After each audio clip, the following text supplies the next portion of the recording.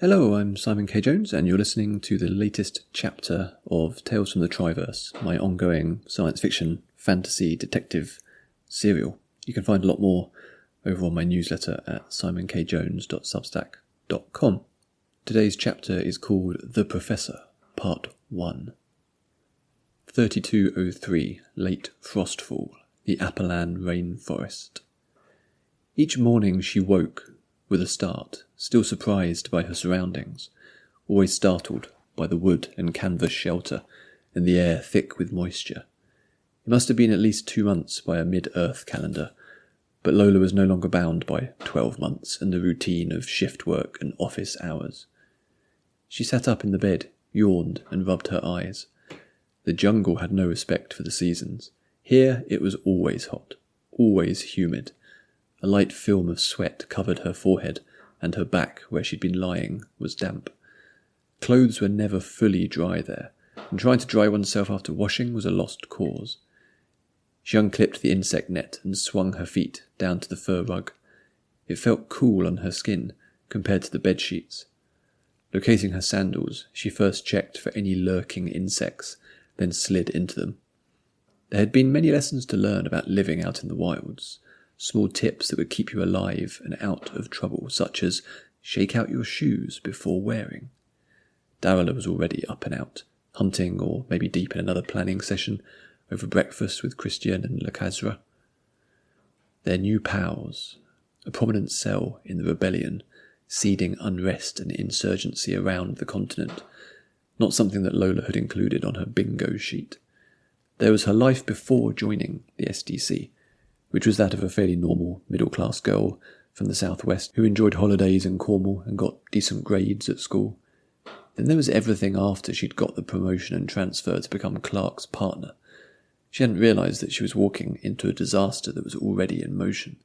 The circumstances of her appointment were not a secret. Everyone knew about John Callahan's death. Every twist since then had pushed her further down an unpredictable path, first through the portal, then away from Brulia, and now camping out with a group her former employers still classed as terrorists. Exhilarating as it was, she'd had more than one moment of wondering what was on television on a Saturday night back in Britain. She craved a crappy game show, anything she could watch while disconnecting her brain. It had been an uneventful if winding journey from the peak to the camp. Nothing had gone wrong. Slava knew what she was doing, and got them south safely. They were so deep into the trees that nobody could possibly find them. The Apalan rainforest was enormous, bigger than any forest on mid-Earth, and covering an area more than half the size of Africa. Peeling off her vest and shorts, she yanked clothes from the makeshift chest of drawers tucked into a corner of the hut and dressed. It still amused her that someone had carted an actual chest of drawers all the way out there, despite the camp being well equipped and Darla's reassurances. Lola was unable to relax. Aside from anything else, she was acutely aware that she had no idea where she was. Left alone, she'd barely last a day in the forest. There were creatures, big and small, absolutely desperate to eat her, and she'd very quickly realised she was still wholly reliant on the others to keep her alive. The others. That was, at least, an upside. Glancing in the small hand mirror that lay on the chest of drawers, she shrugged and made her way out through the canvas flap that served as a door, being sure to seal it behind her to ward off any intrepid beasties. The jungle was never quiet, always shouting at the top of its lungs, even if there were no animals in sight. The songs of 100 species of birds, the croaking of amphibians and reptiles, howls and calls from animals familiar to her as well as unique to Palinor. Sat around a small cooking pot were Slava and Maxim. Pulling up a chopped tree stump, Lola joined them and peered into the pot, drawn in by the smell. There was no fire, of course, only Maxim's outstretched hand. The direct application of heat from an elementalist cooked the food more quickly and, more importantly, kept smoke to a minimum. The idea that anyone would be able to find their camp made no sense to Lola, given the scale of the rainforest and the density of its innards, but Christian insisted it was a possibility. "Oh my God," Lola said, breathing in deeply. That smells so good. Slava raised her eyebrows. You want some, do you? Is there enough? Well, that depends, Slava said. What did you contribute? Contribute? Maxim shifted his posture. Did you catch the animal? Slava chipped in. Gather the herbs? Make up the sauce? Chop the greens? Peel the beans? Looking from one to the other, open-mouthed, Lola pointed back towards the hut. I just woke up. Maxim shook his head. Typical mid-earther. It was true, of course. She knew it. They knew it. Everyone in the camp knew it. Her dreams of adventure and living wild had not come to fruition in quite the way she'd imagined. She was in the right place, surrounded by a fellowship of valiant warriors, but she was a tourist, a hotel guest, an accidental holidaymaker who had taken a wrong turn. Of all the rebel crew, Maxim was the most intimidating.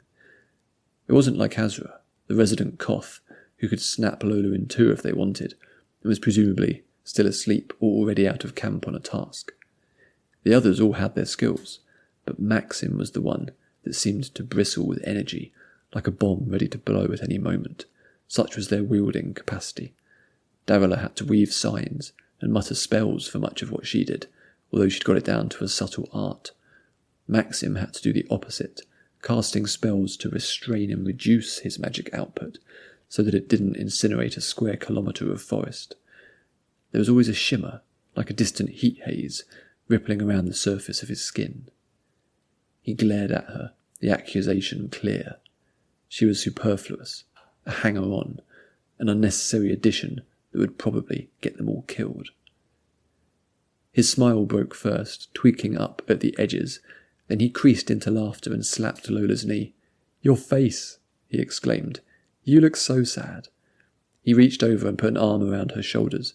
She felt the heat. I'm kidding. He pointed at Slava. We're kidding. Come on. Here. He spooned some of the food into a bowl and passed it to her.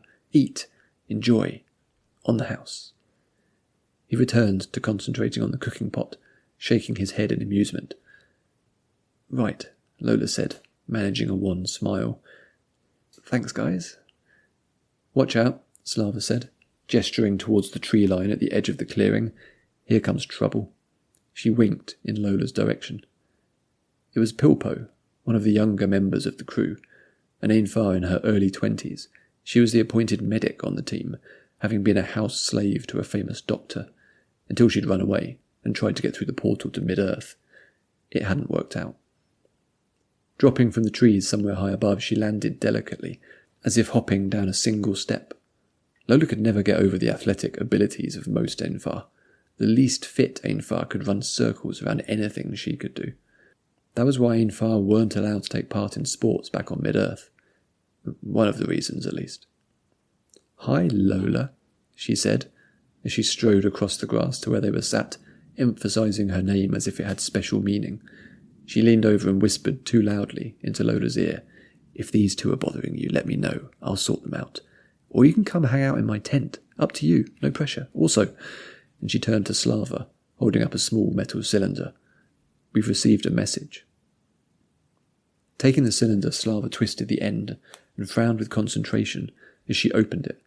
It's got a micrologist's lock, she said, wincing as she carefully removed the cap. I need to hold the pins just right or the whole thing goes up in flames. Good job I didn't try to open it, Pilpo said, grinning. Budge up, Styles. The tree stump was too small for more than one person, but Pilpo insisted on making it work, shoving Lola to one side until they were both perched awkwardly on it, pressed up next to each other. She'd had eyes for Lola as soon as they'd arrived at the camp with Slava. That much had been evident even to Lola, who was long accustomed to being oblivious about such things. It was flattering and cute and a little embarrassing. It didn't hurt that Pilpo was particularly beautiful either. What does it say? Lola said, trying to distract herself as Slava extracted a single sheet of paper. Scanning the letter, Slava's face betrayed no hints of its contents. Pilpo, start closing down the camp. We've got a retrieval mission. I want us ready to move as soon as Christiane and Darila return. Yes, sir, ma'am, Pilpo said, jumping to her feet. Maxim sat up a little straighter. Retrieval mission? professor, apparently, a Professor Zail Simova of Fountain University. He's on the move and needs extraction. From the university? She shook her head. No, he's already left the city, but he's on the run. Brilliant city guard are after him. We need to find him first. Lola knew the name. Professor Simova. That's the one. I've been to some of his lectures. He's a physiologist, does a lot of research into portal theory, I think. You know him. I've spoken to him a couple of times.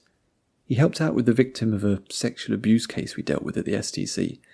He was part of the joint team of British and Brilliant doctors. They did an amazing job. Slava nodded, then frowned in the direction of the canopy above. He must have done something to piss off the academics. Like what? That's what we're going to find out. Pack your bags, Mid-Earther. Looks like you're going on your first mission.